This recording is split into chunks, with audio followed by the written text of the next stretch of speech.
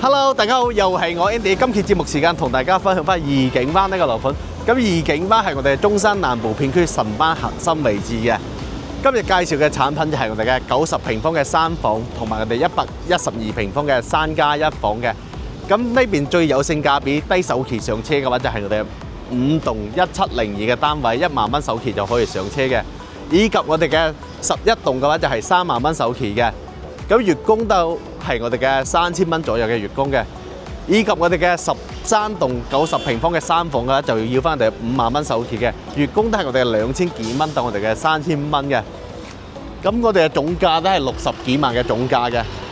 咁呢幅圖呢，就係我哋現時開緊嘅商業啦，有翻我哋嘅海鮮大酒樓啊，咁旁邊呢個就係我哋嘅肯德基啊，呢個就係湘菜館嘅，就係我哋嘅右前方轉角位呢個位置嘅，同埋呢個都係食及宴廳嘅，棋牌室啊，同埋我哋足浴店啊、電影院都係有嘅，衣食住行一應俱全嘅，同埋我哋奶茶店。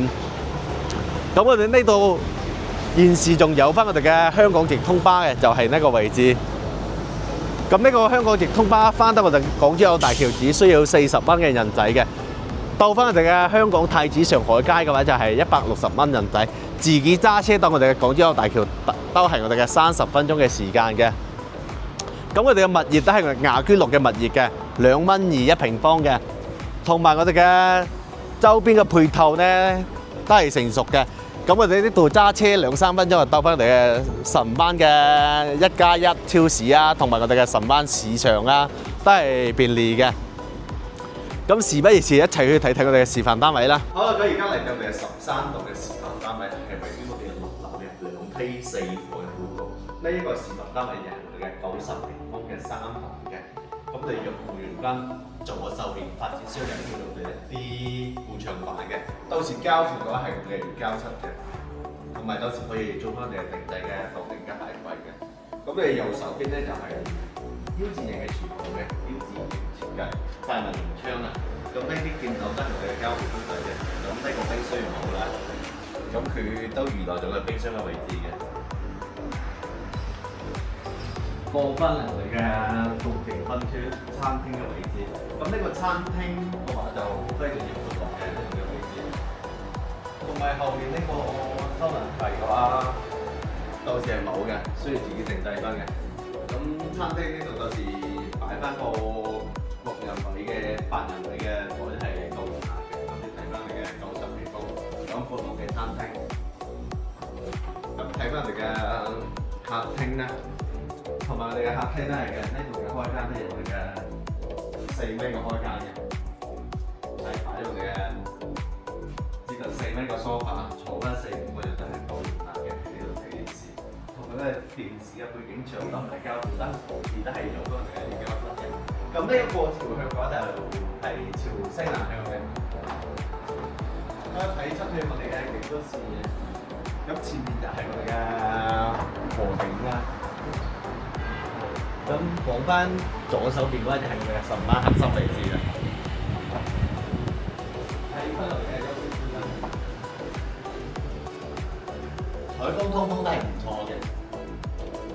咁呢間嘅話就係我哋嘅主人房嘅，咁我哋先從大嚟嘅睇翻細。咁呢間主人房係買咗我哋嘅1.8米嘅床嘅，3邊6床你係足夠空間嘅買埋床同埋，同埋呢個窗櫃位都係冇地域嘅，都係朝嗱嘅，呢個衣櫃嘅話，到時係要自己定製翻嘅。咁移步過嚟呢個區域嘅話，就係第2間廁所。咁呢間廁所係呢個係發展商嘅創意空間嘅，到時嘅話係需要自己改造翻嘅。到時我哋原膠質嗰啲都係冇嘅，嗰啲床啊同啲收納空間。咁佢呢個設計嘅話都係幾溫馨嘅，拼埋佢哋窗台位。喺我哋嘅1.2米嘅床啦，同埋窗台位嘅位置都係 OK 嘅，採光通風。咁呢間就係大3間廁房，咁呢間都係拼埋我哋窗台位嘅。呢度就擺咗我哋1.2米嘅床，咁窗台位呢度都係我哋嘅60cm啦，放翻我哋呢個咁樣嘅床墊。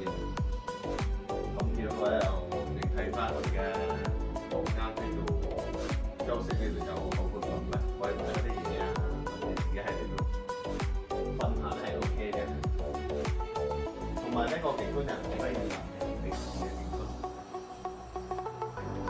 咁旁邊就係佢哋洗手間嘅位置咧。咁呢個洗手間嘅話咧係我哋嘅3段式嘅洗手間嘅乾濕分離。咁洗手間呢個地磚嘅話就非膠附嘅，到時膠附就唔係呢啲顏色嘅，一樣係我哋嘅明窗設計嘅。好啦，咁呢個示範單位我哋就體驗啦。咁我哋過翻11棟嘅話就係翻我哋602嘅示範單位。咁呢個11棟嘅話就係得翻我哋嘅一套單位嘅。咁發展商而家就係裝修咗一半嘅。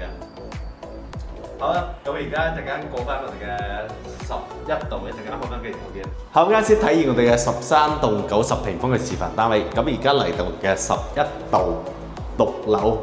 602嘅示範單位，咁呢個面積係我哋112平方嘅3加1房，南北對流雙露台嘅。咁其實贈送嘅面積都係比較多嘅。咁呢套示範單位嘅話，發展商只裝修咗一半嘅，所以睇起身嘅效果就唔係咁靚咧。咁你睇翻佢嘅格局就 OK 啦。咁入戶呢個位置嘅話就係贈送嘅，可以做翻個入戶花園啦，或者做翻創意空間、麻雀房都係 OK 嘅。入翻嚟睇翻嚟嘅格局咧，咁呢個位置到時可以做翻哋一個收納空間或者到頂嘅鞋櫃都係 OK 嘅。咁你動靜分區漆黑連體，咁呢個客廳個位置個開間嘅話都有我哋嘅3.8米嘅開間嘅，睇得夠闊落嘅，前後都有翻我哋陽台嘅。咁我哋先睇咗我哋嘅主露台先，咁呢個主露台咧係夠闊落嘅。咁房呢一面嘅話就係朝北嘅，睇翻嚟嘅山景啊，同埋前方嘅話就係河景啊。